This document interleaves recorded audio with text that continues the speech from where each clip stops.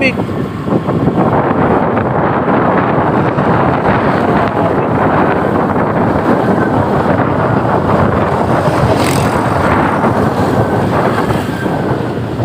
Pasto sa tulay yung tubig, kaya inaabot yung mga ano, residente.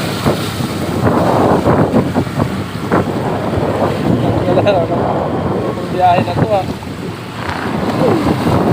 Take the next right onto F. Nicholas Street, then turn right onto C. Santos Street. Oo, nakita mo yung dinaanan natin.